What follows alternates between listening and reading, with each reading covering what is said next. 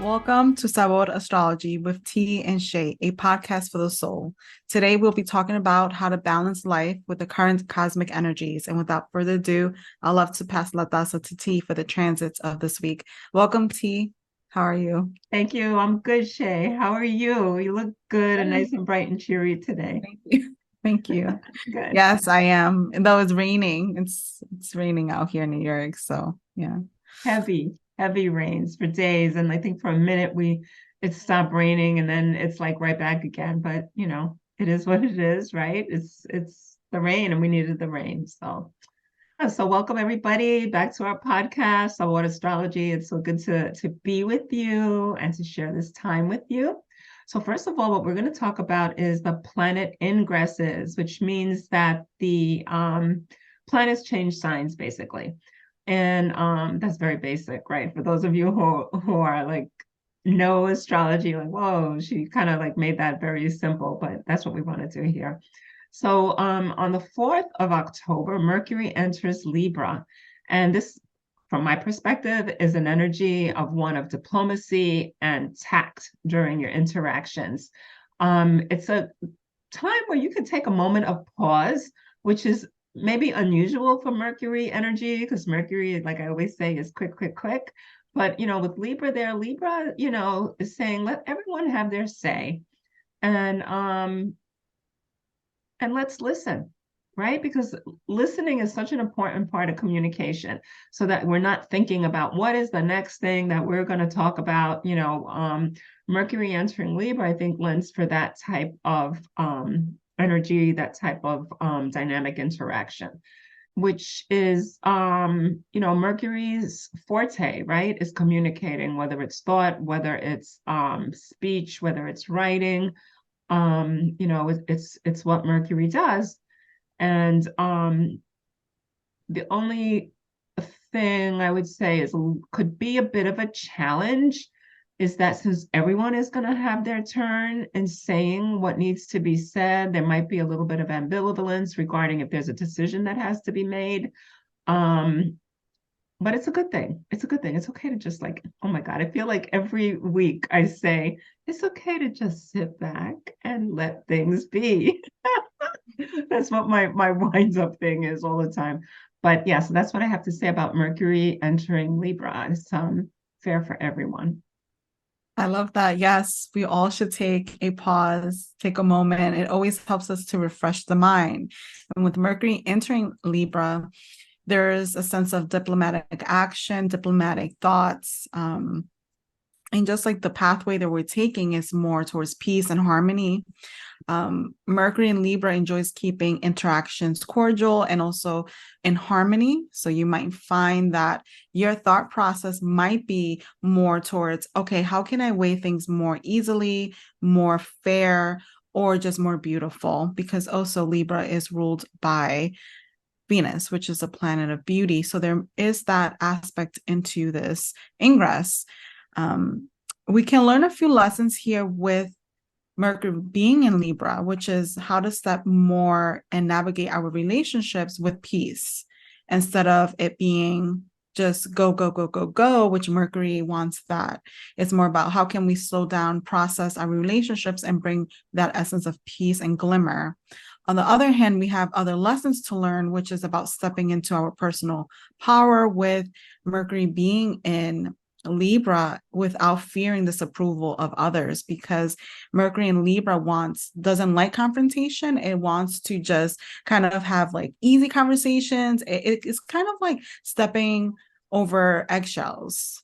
When Mercury is in Libra, the conversations might be just very surface level, might be very attuned to just how the person's going to feel rather than the truth. I feel, I mean, it's still truthful, but in a sense it's more about how can I make the other more comfortable. So just reminding yourself and us collectively of our personal voice during this ingress. And I think that will help us to deflect any sense of us walking over eggshells or not being truthful because we're fearful of disagreements or confrontation or arguments and things as such.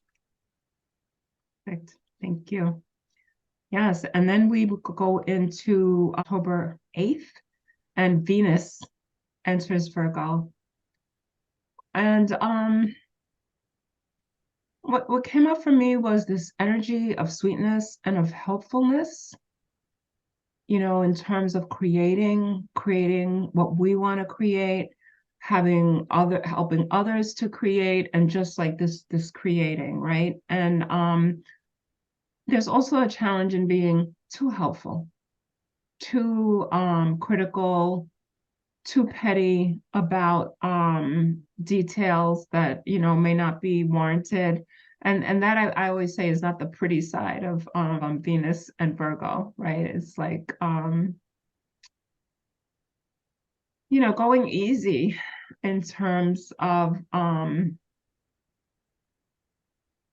don't know, bringing things together. Like I'm sensing like this women energy, and about creating and about doing. And it's like, okay, like you can, as my daughter-in-law says, you do you, boo, right? Like you can do you, and do what you want to do. And also, you can be a support for someone else, and not just like goad them into going too far in terms of creating. I mean, I'm thinking about someone I know who makes things for someone, and for people. She sells things for people, and it's like constantly on the move, like constantly going, and she's a Virgo. And I think that there's that intrinsic satisfaction that comes with that. But then also it's like, okay, like when do you take a rest? When do you allow yourself to just, like say, okay, I'm gonna put this aside for now and maybe do something else that I enjoy, that it's not just like constantly doing. So that's my thought about Venus entering Virgo on the 8th. And it speaks to the slowing down that we mentioned in the beginning, T, where Venus being in that Virgo is kind of wanting to slow down. Though Venus wants to kind of go, go, go, Virgo slows it down. And when Venus enters Virgo, this, interestingly, as I was preparing this section of today's podcast, I kept hearing the song Work by Rihanna and by Iggy Azalea, two women, of course. And it's symbolic of Venus putting in the work in Virgo, putting in the work, doing, similar to your friend T, doing. And because of that doing, there is a sense of abundance, but also overdoing when Venus is in Virgo, especially overdoing in the mental arena, which is thinking or maybe overthinking or overactivation of the mind. So it's good to slow it down a little bit. The lesson with Venus in Virgo is being generous, generosity, how to gift and receive.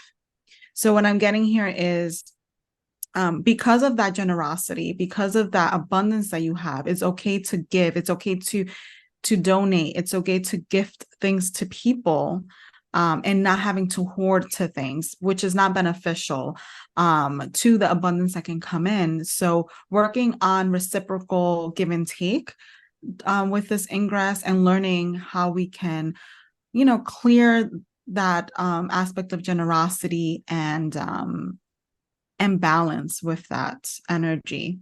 And it's also, I feel, an ingress that will help us to clear our space, our mental space, our homes, also declutter our health routines. So Venus is there to kind of soften those areas of our life, and work with this energy to also find your own lessons in this ingress, and see how that fits right now for you, and also collectively. That's great. That's great. Now we'll talk about the transits for the week of October 4th to the 10th. And the first one we'll talk about is Mercury in Virgo, which trines Pluto in Capricorn from the 3rd, which is Tuesday, to the 4th, which is Wednesday. It's quick, of course. It's Mercury. Mercury's still in Virgo. It hasn't ingressed yet into Libra. So I would say that this is an opportunity for you to go deep in your thoughts, your communications toward change, deep change, right? Capricorn and Virgo are earth signs, and this period provides, possibilities for major change in your domestic landscape.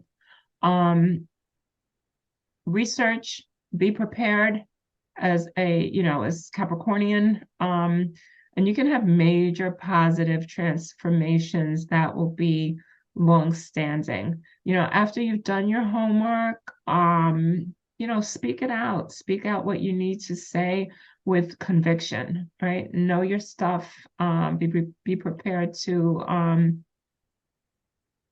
I'm hearing, to respond to the questions that come to you once you do speak out what your convictions are, right? Sometimes we're not sure. Sometimes we're not really sure um, how we feel about a particular thing. We just kind of do it. But with Pluto, Pluto is notorious, right? Pluto will like open the earth up. Be ready. Not that it's not a negative thing, but you want to know, what you're saying and what it stands for, and be true to that. I like the imagery of Pluto opening up the earth because with this trine, it's like the softness of the earth being opened up for us. And this transit brings a sense of powerful conversations to the forefront, to our lives. These convos or conversations mirror some level of clarity in our path. It could be in our workspace, health, and our mentality. What are we thinking? Where can we shift things around a little bit so we can be more clear and centered? We might find the ability to speak our truth with conviction, again, as T had mentioned, and to be supported in speaking our truth. We might have like a team of people, or we might ourselves be supporting others to speak their truth. It feels as our minds are being strengthened with this transit because it's like this trine between Mercury and Pluto.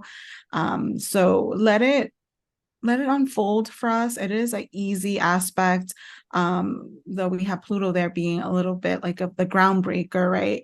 The transformative master planner here, but it comes with ease. And if we just allow peace to come in and help us, we can overturn that earth and make things a little bit more better, plant new seeds, and especially plant new seeds in our way of thinking, our thoughts, and bring clarity into our energy field. Yeah, that open earth. I mean, when you're saying planting seeds, I'm just really seeing what comes of that later, right? This is a transit that's a day, right? 24 hours or so. But this resonates. I mean, this like it goes on. It's just like nothing is just like for this moment in time, right? Each moment of time accumulates and and counts. And So it feels long term as well. yeah, Yeah. Yeah. definitely long term. And as anyone who has, a strong placement of Pluto and Capricorn know that it's been very long, and that's just the way it's been, right? So now we're going to talk about Mercury in Libra conjunct Sun in Libra, and that's from the 5th, which is on Thursday, to Friday the 6th. So the imagery that I get with this is that Mercury is holding hands with the Sun, and it's beautiful. It's beautiful. Although the Sun can be quite bright for Mercury, who's just like quick and going, it doesn't want to stay too long in that energy either, because the Sun can burn. That's one thing about being able to protect yourself from that. But I see it as being beautiful. I also think like, imagine that your thoughts are being illuminated and you have the ability to share those thoughts, make them into words that then become actions, and that those actions are reverberating in the universe. um all of this can be manifested with the ray of light. You can experience sudden realizations, understandings, something that up till now that was like unrevealed, right? It was hidden to you, like you didn't even know. Not some it could be that someone else gives you information, right? Someone sitting next to you and suddenly they give you information, you're like, wow. But this could come from within, and that's though Libra is a we and not so much of a me, I'm kind of feeling right now that you might be getting some kind of internal revelations. All right, so I see this as a flash of understanding that you can grasp onto and like put it in your pocket. It's the light that you've yearned for. It's the light that you've requested that has now come to you. So this light, like I get the image of like wearing a pair of jeans, put that light in my pocket, and I'm carrying it with me wherever I go. And it's like I can open up that pocket and I can look in and I can see that light. So that's something that I'm treasuring. It's something that I'm treasuring. It's like a little child might have string, it might have a frog, it might have buttons, it might have these little items, pebbles in their pockets, right? They just like pick up everything and then they take it for their little treasure trove. And then you'll have the light with that also. So that's my imagery for Mercury and Libra conjuncting Sun and Libra. I love the revelation you mentioned, T. And I'll get more into that as I go about this idea. But this transit encourages the collective to tune into justice and humanitarian ideas or thought forms. And I have a feeling, and this is where revelation comes in. I have a feeling that during this transit there will be a message on the news, or maybe somewhere we hear a message that we'll need to pay close attention to. I'm not big on watching the news. For many reasons, I've never been a news person or even a TV person, but I feel that this day can bring in a solution to a situation on the bigger scale of things that we've been facing collectively. And the solution is important for us to just listen in to the information that we're getting during this day and tune in. And again, like T had mentioned, that word revelation, there might be something revealed within that message that will open our eyes up or awaken the collective. And the only thing for us to do is to be patient with it and to listen closely for our benefit. Thank you. So now we're going to move into Venus in Virgo opposes Saturn in Pisces, and that's from the 9th, which is Monday through Thursday. So Venus is opposing Saturn. And we may feel a little constrained during this transit. We may not feel like our optimal, usual Venusian selves, depending on what your placements are, depending on, what how you experience Venus, right? How you experience Saturn. But, all is not lost. In fact, a lot can be gained, right? We can use this time of earth, of water to ground, to meditate, and to use all the possible, if we feel apartness from others or from events or things that we want to feel part of, it's a good time to recharge and to regenerate. These periods of time, they invite us to introspect, to know what's going on inside of ourselves. We need to do this in order to be our best selves. We don't have to do that alone. If it's dark inside, you don't have to go in there alone. You can ask someone to sit with you and help you practice that. Even I'm seeing like a meditation room where there are other people that are meditating and that you could be sitting with other people. Sometimes people are afraid to meditate. They don't know what kind of thoughts are going to come to their heads, into their minds, but you're already in your head. I mean, and that's one thing, I do therapy, right? I do work in mental health. And one thing I always say is that the things that, sometimes, not all the time, but sometimes the things that we fear the most are the things that we've already experienced. So we've already experienced it in real time, right? So that a memory is not the reality. A memory is a memory. And but again, you don't have to do that by yourself if you're uncomfortable. And I don't know why that's coming to me, but that is because it's easy to say, oh, meditate. It's not that easy for everybody. And meditation can be done in different ways. When I run, when I used to run, it was through, that was my meditation, my morning meditation. Now I actually sit and do a morning meditation. So it changes, it's different as we change. So this is the perfect time to practice, going within means going without. And however way that you're going to take that, but that's the sentence that they wanted to share. My spirits, my people who talk to me wanted me to share with you today is going within means going without. Okay. I love the aspect of understanding that meditation is not easy for everyone as like a practicum for that transit, because it is we coin the word meditation all the time, but it can mean so different for so many people. That awareness that it's okay, you can do it differently. You don't have to sit stoically on your bed like a four of swords Right. meditating. You can actually move and express yourself in a different manner. So thank you, T. That resonates with me, resonates a lot.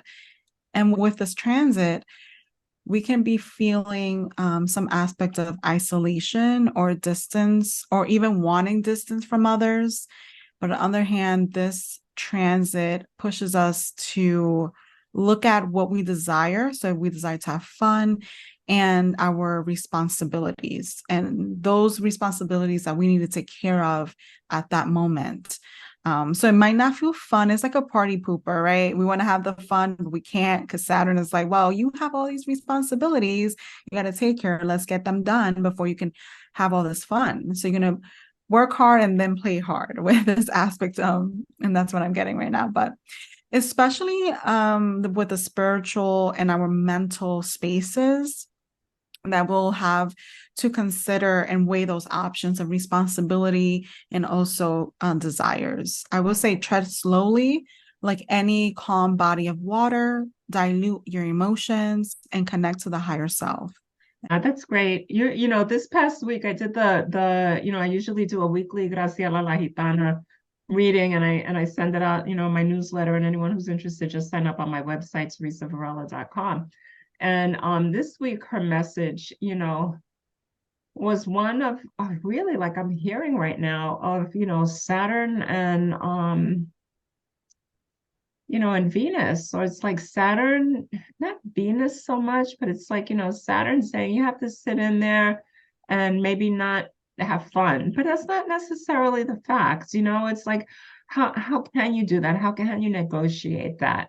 And I had written in my in that message that it reminded me of when I was in college and I had to take a summer course of math, and not happy, 4 days on site, this was way before Zoom stuff and online teaching. And we had to go to class, and the teacher is like, well, he picked up the book and he said, you can take your book to the beach. It's like, what? Like, wow, what a concept. Wow. For me, it was like, no, you have to study at home at your desk, And here it's like, no, you can still enjoy your summer, being Saturnine, right? There was a Saturn, you're sitting there, it's the summer and you have to study, but you can also, how it is that you choose to do a particular thing is important. Wow, that brings flexibility. I like that. And creative freedom. I love that. Absolutely. Like being able to take your book and just go ahead and like study on the beach. That's beautiful. That's true flexibility. So I completely agree with that. And maybe that day I'll try something new and be more flexible with my responsibilities. So thank you for that, T. Yeah, For I did that sure. this summer. I went to the lake and to Nice. Sandy Beach.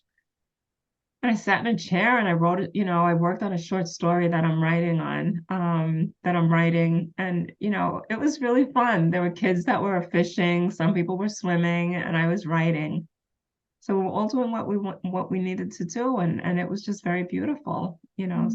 so it's a possibility.